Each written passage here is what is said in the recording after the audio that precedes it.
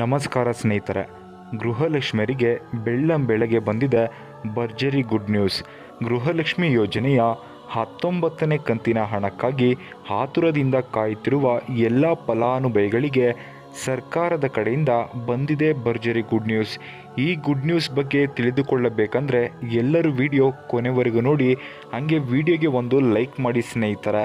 ಗೃಹಲಕ್ಷ್ಮಿ ಯೋಜನೆಯ 19ನೇ ಕಂತಿನ ಹಣ ಯಾವಾಗ ಬರುತ್ತೆ ಅಂತ ಆತುರದಿಂದ ಕಾಯ್ತಾನೆ ಇದ್ದೀರಾ. ಸಚಿವೆಯಾದ ಲಕ್ಷ್ಮಿ ಹೆಬ್ಬಾಳ್ಕರ್ ಅವರು ಮಾಧ್ಯಮದವರ ಮುಂದೆ ಬಂದು ಹೇಳಿದರು, ಗೃಹಲಕ್ಷ್ಮಿ ಯೋಜನೆ ಹಣ 2ನೇ ವಾರದಲ್ಲಿ ಜಮೆ ಮಾಡಿಬಿಡ್ತೀವಿ. ಹಣಕಾಸು ಇಲಾಖೆಯಿಂದ 2,500 ಕೋಟಿ ಹಣ ಬಿಡುಗಡೆಯಾಗಿದೆ ಅಂತ ಹೇಳಿದರು ಸ್ನೇಹಿತರೆ. ಆದರೆ ನಿಮಗೆ ಇನ್ನೂ ಗೃಹಲಕ್ಷ್ಮಿ ಯೋಜನೆ ಹಣ ಬಂದಿಲ್ಲ. ಈಗಾಗಲೇ ಹಣಕಾಸು ಇಲಾಖೆಯಿಂದ ಮಹಿಳಾ ಮತ್ತು ಮಕ್ಕಳ ಕಲ್ಯಾಣ ಇಲಾಖೆಗೆ 2,500 ಕೋಟಿ ಹಣವನ್ನು ವರ್ಗಾವಣೆ ಮಾಡಿರುವಂಥದ್ದು. ಆದರೂ ಇನ್ನೂ ಸರ್ಕಾರದವರು ನಿಮಗೆ ಹಣ ಜಮೆ ಮಾಡಿಲ್ಲ. ನೀವೆಲ್ಲರೂ ಪ್ರಶ್ನೆ ಮಾಡಬಹುದು, ಹಾಗಾದರೆ ಯಾಕೆ ಇನ್ನೂ ಹಣ ಜಮೆ ಮಾಡಿಲ್ಲ, ಯಾವಾಗ ನಮಗೆ ಹಣ ಜಮೆ ಆಗಬಹುದು ಅಂತ ನೀವೆಲ್ಲರೂ ಪ್ರಶ್ನೆ ಮಾಡೇ ಮಾಡ್ತೀರಾ. ಯಾವಾಗ ಹಣ ಬರುತ್ತೆ ಅನ್ನುವಂಥದ್ದನ್ನು ತಿಳಿಸ್ಕೊಡ್ತೀನಿ. ಅದಕ್ಕಿಂತ ಮುಂಚೆ ನಿಮಗೊಂದು ಸಣ್ಣ ಇನ್ಫಾರ್ಮೇಷನ್ ಕೊಡಬೇಕು. ಏನಂದರೆ, ಸರ್ಕಾರ ನೀಡಿರುವ ಗೃಹಲಕ್ಷ್ಮಿ ದುಡ್ಡಲ್ಲಿ ಬೋರ್ವೆಲ್ ಕೊರೆಸಿದ ಅತ್ತೆ ಸೊಸೆ, ಇಲ್ಲಿ ನೋಡಿ, ಅತ್ತೆ ಸೊಸೆ ತಮಗೆ ಕಾಂಗ್ರೆಸ್ ಸರ್ಕಾರದ ಗೃಹಲಕ್ಷ್ಮಿ ಯೋಜನೆಯಿಂದ ಬರುತ್ತಿದ್ದ ಹಣವನ್ನು ಕೂಡಿಟ್ಟು ಬೋರ್ವೆಲನ್ನು ಕೊರೆಸಿರುವಂಥದ್ದು. ಇಲ್ಲಿ ಚಿಕ್ಕಮಗಳೂರು ಜಿಲ್ಲೆಯ ನರಸಿಂಹರಾಜಪುರದ ಶೆಟ್ಟಿಕೊಪ್ಪ ಗ್ರಾಮದ ಜೇಮ್ಸ್ ಎಂಬುವವರು ಕಳೆದ ವರ್ಷ 2 ಬೋರ್ಗಳನ್ನು ಕೊರೆಸಿದರು. ಅವು ವಿಫಲವಾಗಿದ್ದವು. ಆರ್ಥಿಕ ಸಂಕಷ್ಟದಿಂದ ಮತ್ತೊಂದು ಬೋರ್ವೆಲ್ ಕೊರೆಸಲು ಆಗಿರಲಿಲ್ಲ.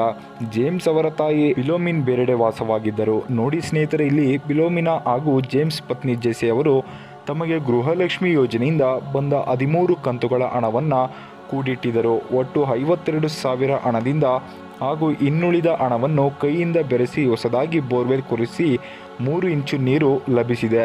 ಇದರಿಂದ ಬೇಸಿಗೆ ಬಿಸಿಲಿನ ಜಳಕ್ಕೆ ನೀರಿಳಿದೆ ಬೇಯಿಸುತ್ತಿದ್ದ ಜೇಮ್ಸ್ ನಿಟ್ಟುಸಿರು ಬಿಟ್ಟಿದ್ದಾರೆ.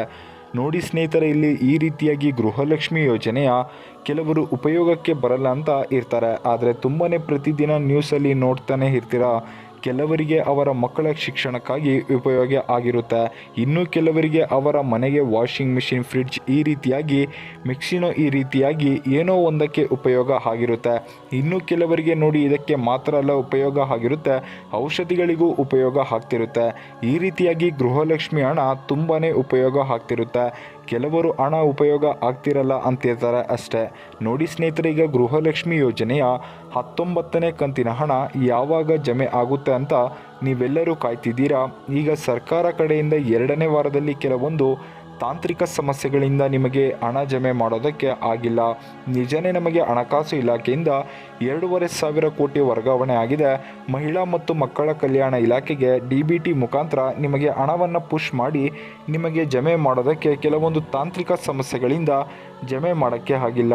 ಈ 2ನೇ ವಾರದಲ್ಲಿ, ಈ 3ನೇ ವಾರದಲ್ಲಿ ಪಕ್ಕ ನಿಮಗೆ ಗೃಹಲಕ್ಷ್ಮಿ ಯೋಜನೆ ಹಣವನ್ನು ಜಮೆ ಮಾಡ್ತೀವಿ ಅಂತ ಸಚಿವೆಯಾದ ಲಕ್ಷ್ಮಿ ಹೆಬ್ಬಾಳ್ಕರ್ ಅವರು ಮತ್ತೊಂದು ಹೊಸ ಹೇಳಿಕೆ ಕೊಟ್ಟಿರುವಂಥದ್ದು.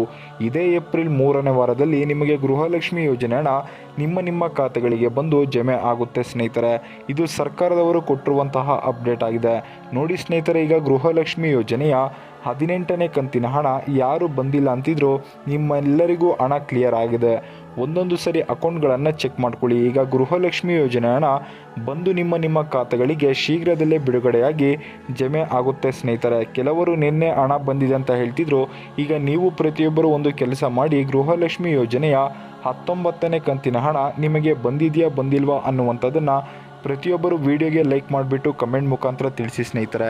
ಈ ವಿಡಿಯೋ ಇಷ್ಟ ಆಗಿದ್ದರೆ ಲೈಕ್ ಮಾಡಿ, ಶೇರ್ ಮಾಡಿ, ಕಮೆಂಟ್ ಮಾಡಿ. ನಮ್ಮ ಚಾನಲನ್ನು ಸಬ್ಸ್ಕ್ರೈಬ್ ಮಾಡ್ಕೊಳ್ಳಿ ಸ್ನೇಹಿತರೆ.